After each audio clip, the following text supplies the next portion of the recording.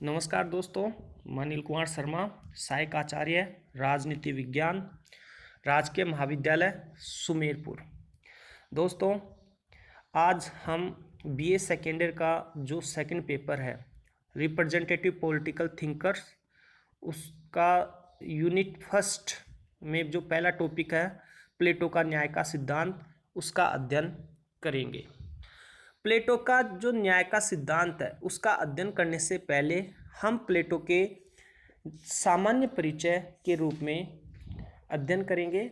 प्लेटो का जो सामान्य परिचय है उसके अंतर्गत हम उसके जीवन परिचय के बारे में अध्ययन करेंगे, प्लेटो की रचनाओं के बारे में अध्ययन करेंगे, प्लेटो ने चिंतन की कौन सी पद्धति अपनाई है उसका अध्ययन करेंगे, प्लेटो पर किस दार्शनिक का प्रभाव पड़ा है उसका अध्ययन करेंगे और प्लेटो की महान रचना कौन सी है, इन सब का अध्ययन हम सामान्य परिचय के अंतर्गत करेंगे।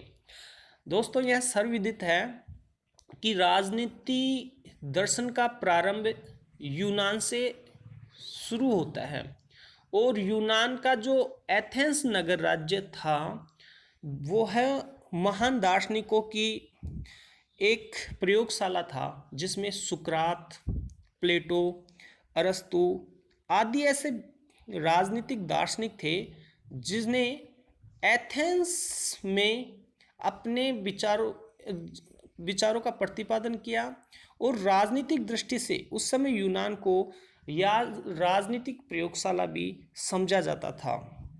दोस्तों, प्लेटो का जन्म एथेंस के एक समृद्ध कुल में 428 ईसा पूर्व में हुआ था। उनके पिता का नाम एरिस्टोन था और माता का नाम पेरिकतियोन था। उसके पिता एरिस्टोन की वंशावली से संबंधित थे और माता कानूनों का निर्माण करने वाले सोलन वंश से थी। प्लेटो का वास्तविक नाम एरिस्टोक्लीस था।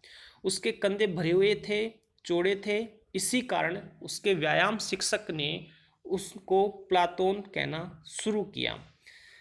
प्लाटोन शुद्ध यूनानी भाषा का शब्द है जिसे अरबी में विकृत रूप में अफलातून कहा जाता है। धीरे धीरे प्लाटोन के स्थान पर प्लेटो शब्द प्रयोग किया जाने लगा।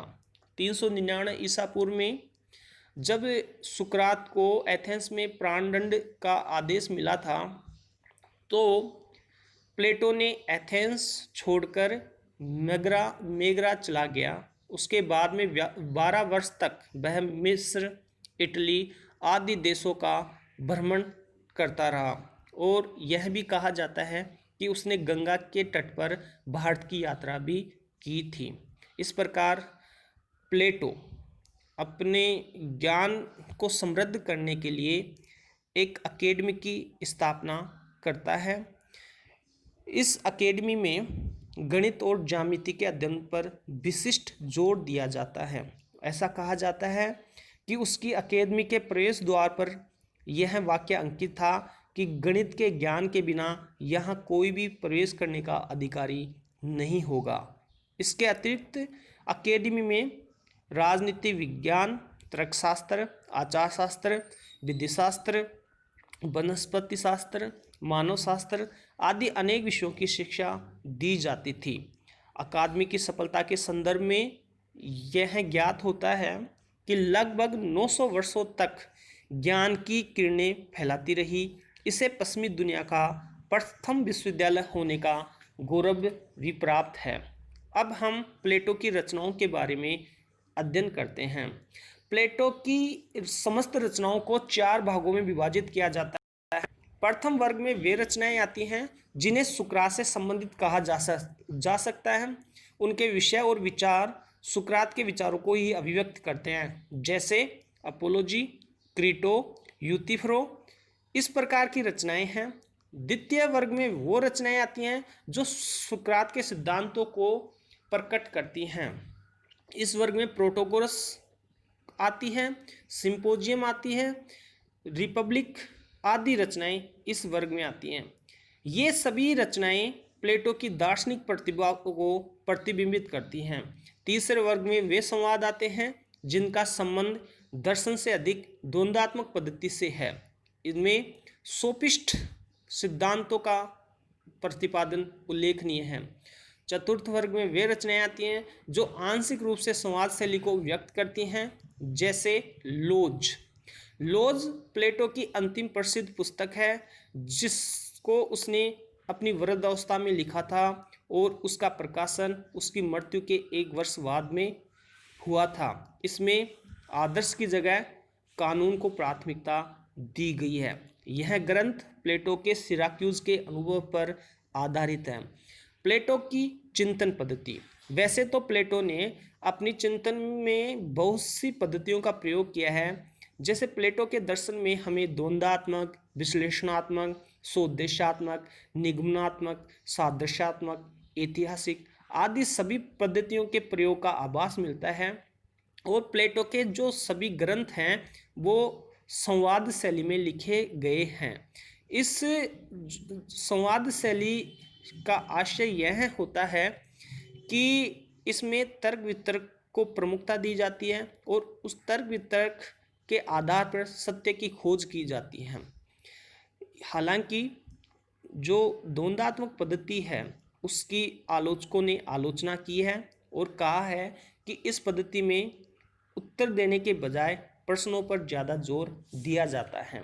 फिर भी प्लेटो ने निगमनात्मक विधि का प्रयोग किया है। निगमनात्मक विधि वह विधि होती है जिसे दार्शनिक पद्धति भी कहती है और वो इस पद्धति में सामान्य से विशिष्टि की ओर चला जाता है। प्लेटो ने सुशासन और अच्छे शासन के लिए कुछ सिद्धांतों को आधार रूप में स्वीकार किया है और उनके आधार पर रिपब्लिक में आदर्श राज्य का चित्रण किया है। इस प्रकार संक्षेप में हम कह सकते हैं कि प्लेटो ने अपने चिंतन में किसी एक पद्धति का नहीं बल्कि बहुत सारी पद्धतियों का प्रयोग किया है। प्लेटो पर प्रभाव। प्लेटो पर सुकरात का प्रभाव सबसे ज़्यादा पड़ा। हालांकि सुकरात को वह अपना गुरु समझता था और इस जो सुकरात के विचार थे जैसे सद्गुणी ही ज्ञान है, शासन एक कला है आदि ऐसे सिद्धांत हैं जो प्लेटो ने सुकरात से ग्रहण किए हैं। प्रोफेसर वारकर का मत है कि यद्यपि प्लेटो ने अपने सिद्धांतों का बीज सुकरात से ग्रहण किया, प्लेटो के जो सिद्धांत हैं उनमें जो बीजों का अंकुरण हुआ है वो हमें सुकरात के विचारों से ही दिखाई प्रतीत होता है।